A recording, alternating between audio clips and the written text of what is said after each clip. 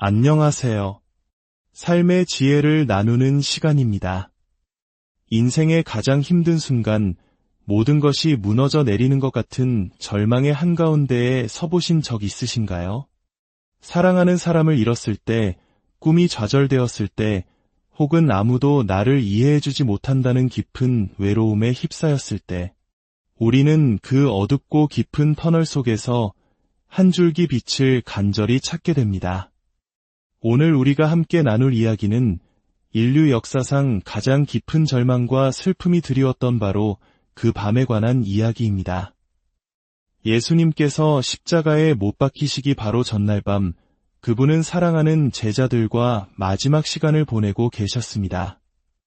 제자들은 곧 닥쳐올 끔찍한 이별을 예감하며 극심한 두려움과 혼란에 빠져 있었습니다. 바로 그 순간 예수님께서는 그들을, 그리고 오늘을 살아가는 우리 모두를 위해 놀라운 약속들을 남겨주셨습니다. 오늘 이 이야기가 여러분의 마음에 깊은 울림을 준다면 하나님의 은혜가 더 많은 이들에게 닿을 수 있도록 구독과 좋아요로 함께해 주십시오. 여러분의 작은 동참이 누군가에게는 큰 위로와 희망의 빛이 될 것입니다. 이 말씀을 듣는 모든 분들의 삶에 하나님의 평강이 가득하기를 기도합니다. 이제 요한복음 13장의 다락방으로 함께 들어가 보겠습니다. 그날 밤 다락방의 공기는 무겁게 가라앉아 있었습니다. 6월절 만찬이 끝나갈 무렵 예수님께서는 제자들에게 곧 그들을 떠나게 될 것이라고 말씀하셨습니다. 지난 3년간 모든 것을 버리고 예수님을 따랐던 제자들에게는 청천벽력과도 같은 소식이었습니다. 그들의 스승, 그들의 희망, 그들의 전부였던 분이 떠나신다니요. 그들의 마음은 걷잡을 수 없는 슬픔과 불안으로 요동쳤습니다. 이때 예수님께서는 그들의 마음을 위로하시며 두려워하는 그들에게 영원히 변치 않을 위대한 유산을 약속하기 시작하십니다. 첫 번째 약속은 바로 끝까지 함께하는 사랑입니다. 요한복음 13장 1절은 이렇게 시작합니다. 세상에 있는 자기 사람들을 사랑하시되 끝까지 사랑하시니라. 예수님께서는 떠나시지만 그분의 사랑은 멈추지 않는다고 선언하신 것입니다. 그리고 그 사랑을 말로만 하지 않으시고 직접 행동으로 보여주셨습니다. 예수님께서는 자리에서 일어나 허리에 수건을 두르시고 대야에 물을 떠다가 제자들의 발을 씻기기 시작하셨습니다. 당시 중동 지방에서 다른 사람의 발을 씻기는 일은 가장 천한 노예가 하는 일이었습니다. 제자들은 서로의 발조차 씻어주려 하지 않았습니다. 자존심 때문이었죠. 그런데 그들의 주님이시자 스승이신 예수님께서 무릎을 꿇고 먼지투성이인 그들의 발을 씻어주고 계신 것입니다. 이것은 단순히 겸손을 보여주는 행위 그 이상이었습니다. 나는 너희의 가장 비천하고 더러운 부분까지도 끌어안을 만큼 너희를 사랑한다. 나는 너희의 필요를 채우기 위해 얼마든지 낮아질 수 있다. 라는 사랑의 고백이었습니다. 하지만 이 사랑의 절정은 여기서 그치지 않습니다. 요한복음 15장 13절에서 예수님은 말씀하십니다. 사람이 친구를 위하여 자기 목숨을 버리면 이보다 더 큰 사랑이 없나니. 예수님은 곧 십자가에서 우리의 모든 죄를 짊어지고 자신의 생명을 내어주심으로써 그 무엇과도 비교할 수 없는 가장 위대한 사랑을 확증하실 것이었습니다. 우리 삶의 가장 근본적인 필요는 무엇일까요? 그것은 바로 사랑받고 있다는 확신입니다. 예수님께서는 우리에게 바로 그 사랑을 약속하십니다. 가장 낮은 곳으로 임하는 사랑, 그리고 우리를 위해 자신의 생명까지도 아낌없이 내어주는 사랑 말입니다. 두 번째 약속은 하늘에 마련된 우리의 집입니다. 제자들의 가장 큰 두려움은 예수님이 떠나시면 갈 곳을 잃는다는 것이었습니다. 그래서 예수님은 요한복음 14장 1절에서 이렇게 말씀하십니다. 너희는 마음에 근심하지 말라. 하나님을 믿으니 또 나를 믿으라. 내 아버지 집에 거할 곳이 많도다. 내가 너희를 위하여 거처를 예비하러 가노니 가서 너희를 위하여 거처를 예비하면 내가 다시 와서 너희를 내게로 영접하여 나 있는 곳에 너희도 있게 하리라. 아버지의 집. 이 얼마나 따뜻하고 친밀한 표현입니까? 천국은 그저 막연하고 광대한 나라, 질서 잡힌 왕국, 아름다운 낙원이기만 한 곳이 아닙니다. 그 모든 것을 포함하지만 본질적으로 천국은 우리를 사랑하는 아버지가 기다리시는 우리의 영원한 집입니다. 예수님은 죽음이라는 인류의 가장 근본적인 두려움 앞에서 우리를 위해 아버지 집에 우리의 방을 마련해 놓으셨다고 약속하십니다. 우리의 이름이 그곳에 있고 우리의 시민권이 그곳에 있습니다. 무엇보다 우리를 위한 공간이 그곳에 마련되어 있습니다. 이 세상의 어떤 고난도 우리가 결국 아버지의 집으로 돌아갈 것이라는 소망 앞에서는 그 힘을 잃게 됩니다. 세 번째 약속은 더 큰 일을 행할 능력입니다. 예수님이 떠나시면 자신들의 삶은 다시 예전처럼 초라하고 무가치해질 것이라고 제자들은 생각했을 것입니다. 그분의 능력이 사라지면 자신들의 영향력도 끝이라고 말입니다.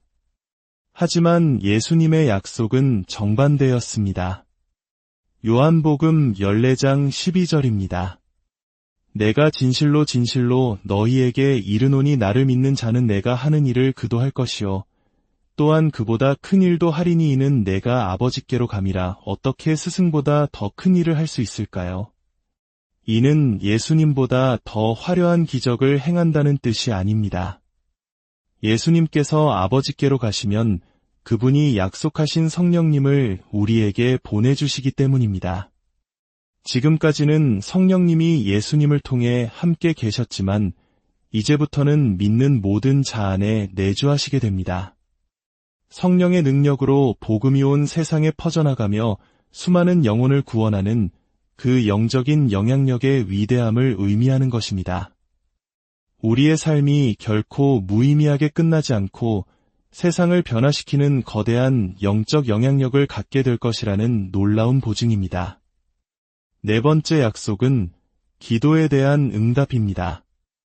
예수님은 제자들에게 모든 지원이 끊기는 것이 아님을 분명히 하셨습니다.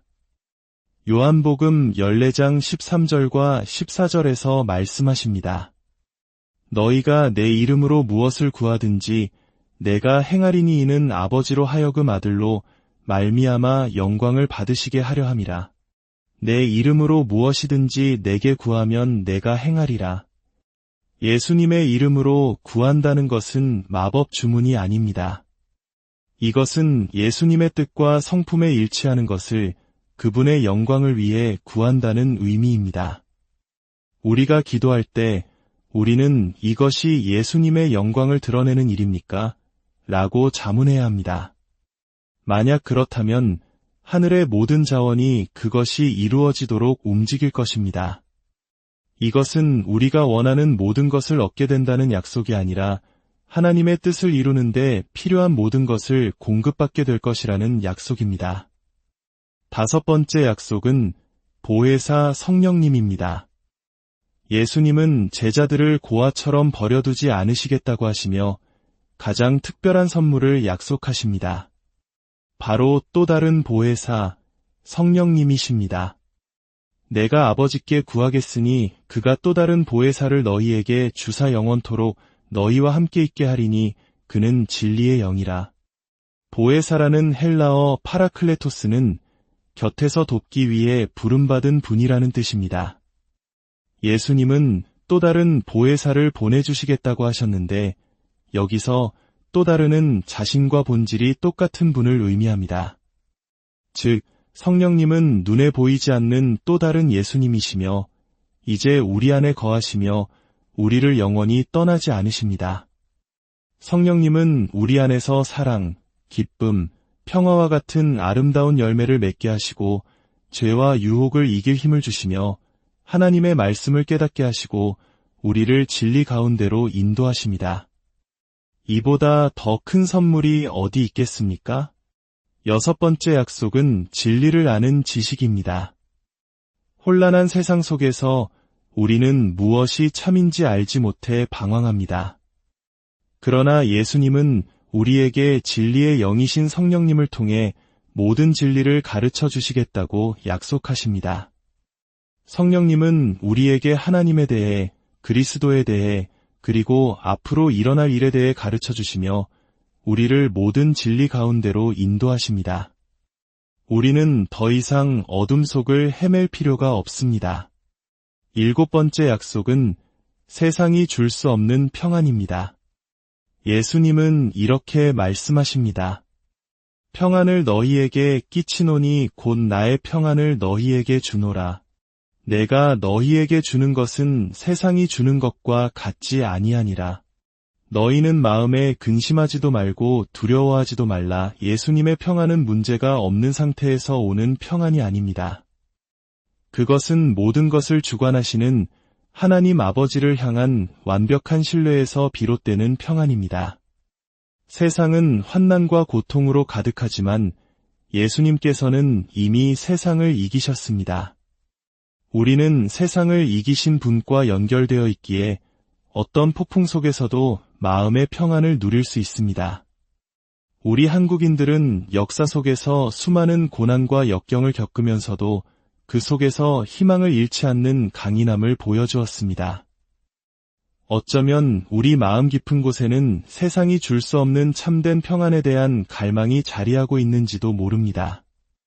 예수님께서는 바로 그 평안을 우리에게 선물로 주십니다. 그리고 마지막으로 이 모든 약속의 결과로 주어지는 것들이 있습니다. 바로 풍성한 열매, 정결하게 하는 박해, 그리고 충만한 기쁨입니다. 예수님 안에 거할 때 우리의 삶은 영원한 의미를 지닌 풍성한 열매를 맺게 됩니다. 또한 세상은 우리를 미워하고 박해할 것입니다. 그러나 그 고난은 우리를 무너뜨리는 것이 아니라 우리를 더욱 순결하고 강하게 만드는 정화의 과정이 될 것입니다. 그리고 이 모든 약속의 정점에는 기쁨이 있습니다. 내가 이것을 너희에게 이름은 내 기쁨이 너희 안에 있어 너희 기쁨을 충만하게 하려 함이라. 예수님이 주시는 기쁨은 모든 부정적인 감정을 이겨내는 힘입니다. 이 모든 놀라운 약속들을 붙들고 살아갈 때 우리의 삶은 어떤 상황 속에서도 마르지 않는 충만한 기쁨으로 가득 차게 될 것입니다.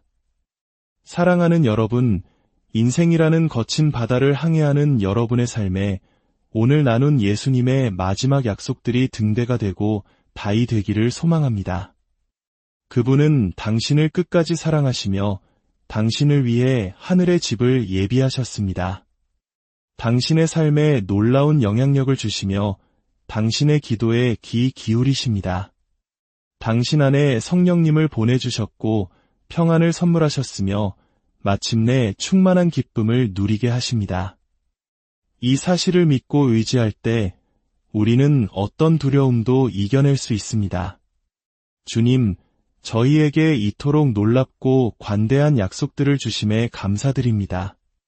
때로 의심하고 흔들리는 저희의 연약함을 용서하여 주시고 주님께서 예비하신 모든 풍성함 안에서 참된 안식과 기쁨을 누리게 하여 주옵소서. 저희 마음 깊은 곳으로부터 주님께 감사와 찬양을 드립니다. 여러분의 삶에 하나님의 충만한 기쁨과 평안이 늘 함께 하시기를 주님의 이름으로 축복합니다.